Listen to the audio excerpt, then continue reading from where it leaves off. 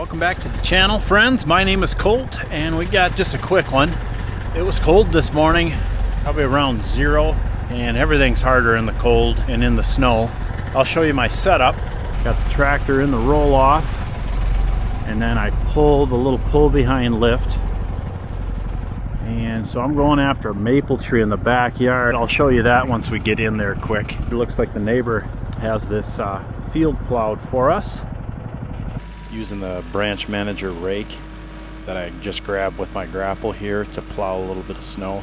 It actually works pretty good for this application, and I basically just leave the rake in my roll-off can all the time, and then when I need it, you know, for either raking up brush or plowing snow, it's available.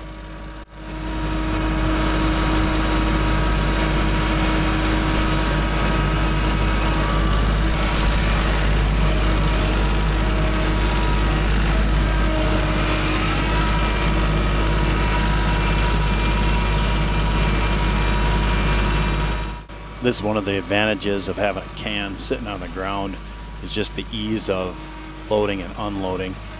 So you just saw me plow that little path in the customer's backyard there, and then I needed to go up here to grab the lift anyway, so rather than setting the rake down, you know, on the road or something like that, I just load it quick back into the can where she lives basically all the time.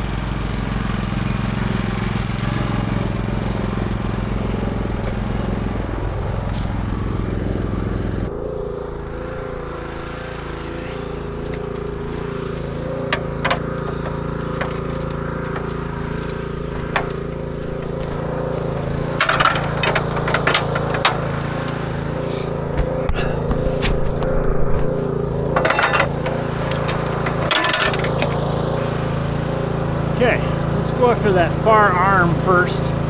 Here's the tree, by the way. So my original thought was to get over here and jackknife this in, but as per usual, I just didn't have the room I thought I would have. I always think I can get into tighter spaces than what I can. Cold hydraulic fluid.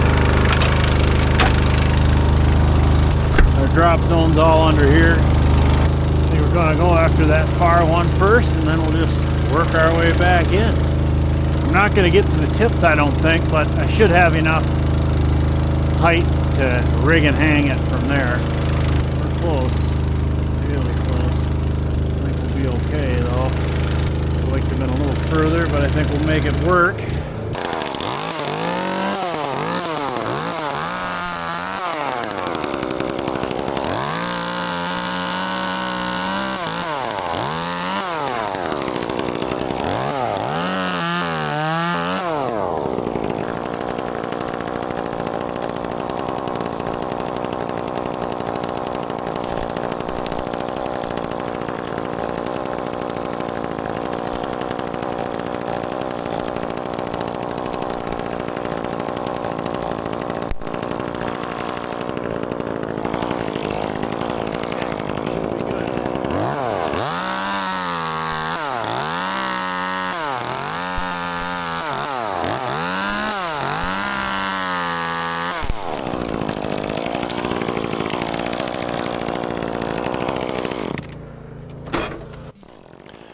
So like I said earlier in the video, it's a fairly cold day today by probably most people's standards.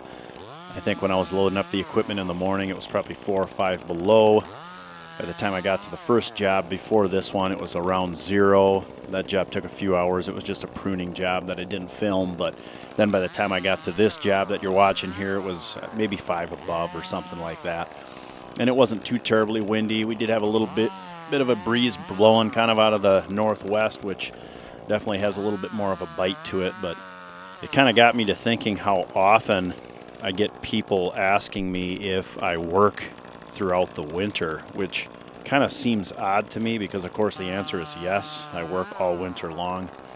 And there's definitely extremes in the winter where I won't work in, but for me, like a day like today where it's sunny, 5 above, fairly mild wind, once you kind of warm up and get going, it's actually not too bad of working conditions. You're not sweating and things like that. So I'm curious, you all that are watching, number one, let me know what you do for a living, and number two, if you do have an outside job, do you work in the winter? I'm just curious how many people out there actually take all winter off. That seems like a luxury to me. It would kind of be nice to be able to do that, but there's certain advantages, at least in the tree industry, of working in the winter. Typically we get firm ground conditions. There's no foliage on the tree. We don't have mosquitoes out. You know, the poison ivy usually is fairly dormant because the foliage is gone naturally. I actually talked to a guy who runs mostly a landscaping business, but he does do tree work. I like to say on the side, but he actually has a pretty large operation. And he actually told me that he tries to bank all of his tree work for the winter just because of the aforementioned conditions, firm ground, etc. So in my opinion, one of the biggest drawbacks of working in winter is getting your equipment working, especially like this lift here. There's so many long lengths of hydraulic lines that it takes a while for the fluid to warm up, and it's just slow. You saw earlier in this shot how slow the hydraulics are moving on this lift. So I guess at this point, speaking of lifts and hydraulics, a sneak peek of a recent purchase I made. I'll put it in here right now. So this will actually probably be my last job, I think, filmed with this little pull behind lift. Moving forward, I'm going to be running the new Spider, so more details to come in future videos.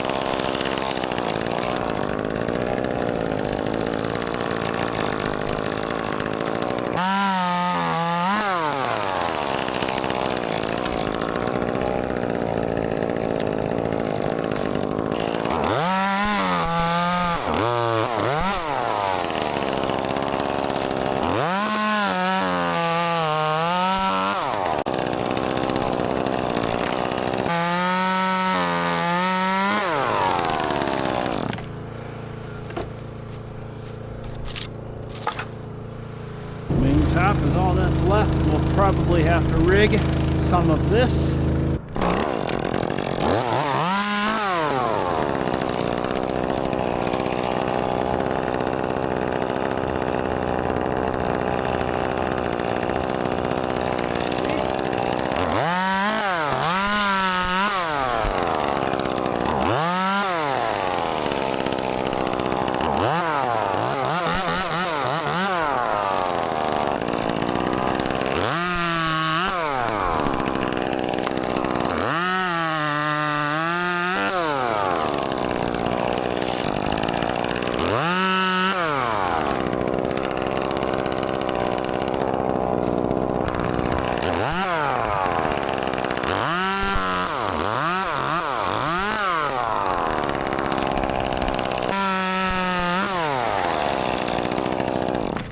Okay.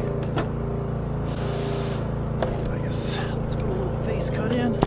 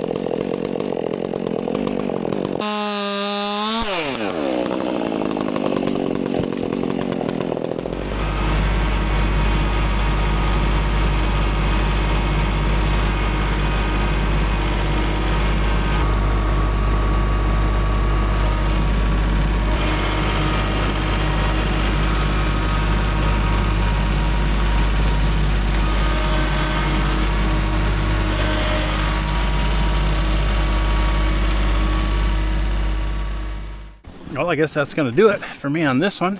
Just a quick down only, my favorite. If you got any questions on this setup, it works pretty good. So this just rolls up, and then yeah, like I said, I can hook onto the lift, and that allows me to push the lift in and around backyards. It also means I have a loader on site. If I've got like a small removal or a prune job, I can take the brush and just stuff them in the can, and I can one trip it then. I can put the tractor in here and tow the chipper with. That way, if I'm just doing a cleanup job, I could come in one trip, chip into there. Well, if you've made it this far, I do appreciate you taking the time to hang out with me. When this video posts, it will be the year 2026, and I hope you have a blessed 2026. I do have quite a few cool projects coming up this year, and I'm hoping to post more videos. So if you want to follow along with everything I got going on, go ahead and hit that subscribe button so you can get notified when I post new videos. Thanks again, and we will catch you all on the next one.